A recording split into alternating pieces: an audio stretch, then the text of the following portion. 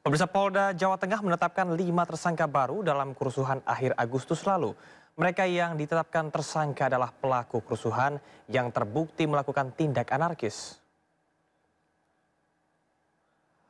Pengumuman 5 tersangka baru dalam kerusuhan akhir Agustus lalu di wilayah hukum Polda Jawa Tengah disampaikan Wakapolda Jateng Brigjen Pol Latif Usman dalam konferensi pers di Gedung Borobudur, Mapolda Jateng, Jumat siang. 5 tersangka baru dihadirkan beserta barang bukti terkait dengan kasus pelemparan bom Molotov di depan Mapolda Jawa Tengah, pembakaran mobil di halaman DPRD Jateng, serta perusakan pos polisi di kawasan Simpang 5 Semarang. Langkah penegakan hukum ini untuk melindungi masyarakat luas, serta memastikan aksi anarkis tidak berkembang lebih besar. Sejak 25 Agustus hingga 18 September 2025, Polda Jawa Tengah mengamankan 2.263 orang yang terdiri dari 872 orang dewasa dan 1.391 anak-anak. Dari jumlah tersebut, 2.145 orang dibebaskan setelah menjalani pembinaan berupa wajib lapor, sementara 118 orang diproses secara hukum. Melakukan tindak pidana yang sama, namun kami masih memerlukan bukti-bukti petunjuk yang akurat sehingga apabila nanti memang sudah bisa kita nyatakan sebagai tersangka berdasarkan alat bukti petunjuk yang ada, maka akan segera kita informasikan. Saat ini baru kita tetapkan sebagai tersangka baru 3 orang di area kantor gubernur dan kantor DPRD. Nah, kemudian terhadap sekolah-sekolah yang rutin kami lakukan kegiatan-kegiatan kunjungan ke sekolah-sekolah yang teridentifikasi memang sering siswanya melakukan aksi tawuran maupun hal-hal yang bersifat tindakan-tindakan anarkis. Ada beberapa guru ataupun kepala sekolah yang memang secara terang-terangan meminta kita untuk sering datang ke sekolah menjadi pembina upacara, dan itu pun sering kami respon dan setiap minggu kami juga rutin, termasuk saya sendiri juga langsung turun ke sekolah-sekolah menjadi pembina upacara untuk memberikan himbauan-himbauan terkait dengan pencegahan dari para siswa maupun pelajar tersebut tidak melakukan aksi kriminalitas, utamanya terkait dengan masalah tawuran dan juga balapan liar. Polda Metro Jaya telah menemukan 2 dari 4 orang yang dilaporkan hilang dalam aksi massa akhir Agustus lalu. Mereka adalah Bima Permana Putra dan Eko Purnomo. Bima Permana Putra ditemukan di Malang, Jawa Timur. Bima berangkat ke Malang dengan sepeda motornya pada 1 September 2025. Namun di Tegal, sepeda motornya dijual dan melanjutkan perjalanan ke Malang dengan kereta api. Di Malang, Bima kemudian berjualan mainan di kawasan Klenteng Lama.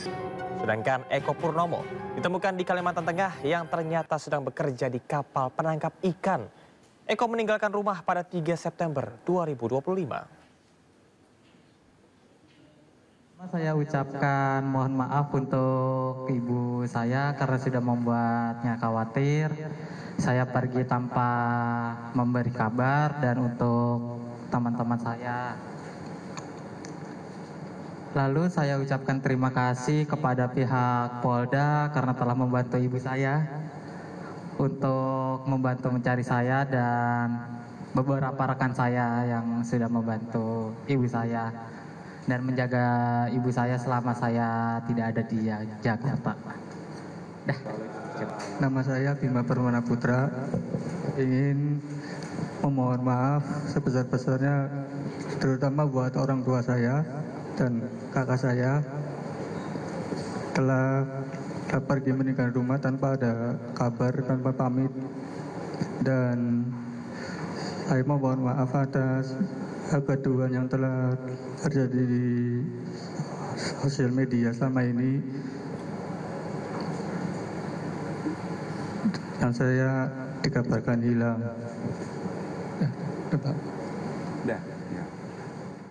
Penolakan sirine, strobo dan rotator ilegal di jalan ramai di media sosial. Gerakan yang diberi nama Stop Totot Wukuk berawal dari kemarahan warga kepada pengguna jalan yang menggunakan strobo tidak sesuai peruntukannya.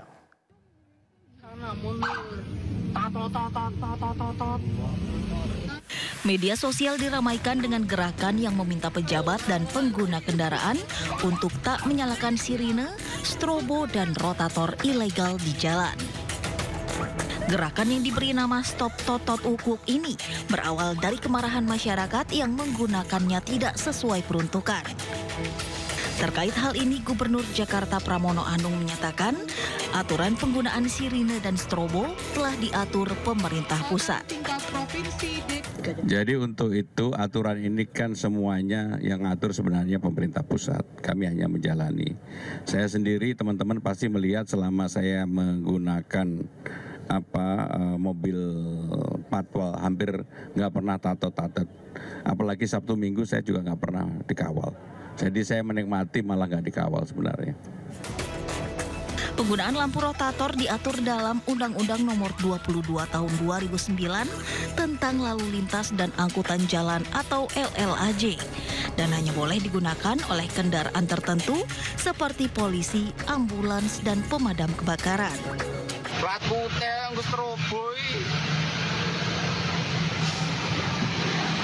Penggunaan rotator pada mobil pribadi adalah ilegal dan dapat dikenakan sanksi tilang atau pidana 1 bulan dan denda Rp250.000.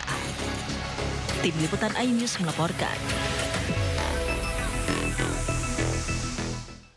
Sejumlah warga menyatakan setuju dengan gerakan Stop Strobo Ilegal alias Stop Totot Wukuk.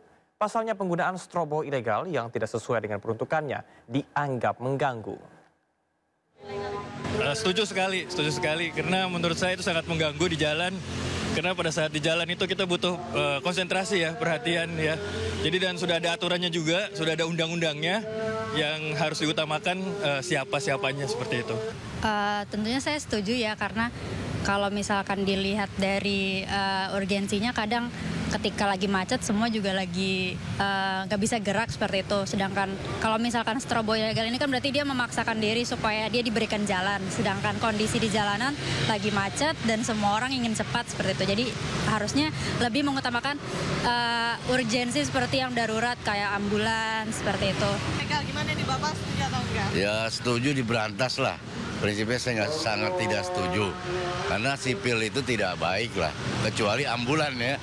Ambulan ya ideal. Terus kalau pejabat juga ya paling ya maksimal RI1, RI2 kan gitu. Iya enggak? Iya. Kakor Lantas Polri Irjen Pol Agus Suryonugroho buka suara terkait dengan adanya gerakan Stop Totot Wukuk alias penggunaan sirine untuk pengawalan kendaraan. Agus menjelaskan Korlantas Polri telah menghentikan penggunaan sirine dan strobo pada kendaraan yang mengawalnya. Gitu Pak, strobo Pak, itu tanggapannya gimana Pak? Semua masukan masyarakat itu hal positif untuk kita dan ini saya evaluasi. Dan bahkan saya Kakor Lantas saya bukukan untuk pengawalan menggunakan suara-suara itu. Karena ini juga masyarakat terganggu, apalagi padat, ini kita evaluasi biarpun ada ketentuannya. Pada saat kapan menggunakan sirine, termasuk tatot. Dan ini saya terima kasih kepada masyarakat. Untuk Korlantas sementara kita bekukan. Semoga tidak usah harus pakai tatot lagi lah. Setuju ya? Siap, berarti sudah dimonitor ya Pak? Sudah. Kita selalu seperti generasi Z, ikut di media terus.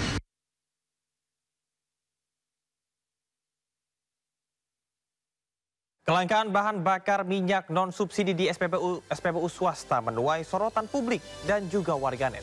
Indo Malam segera kembali.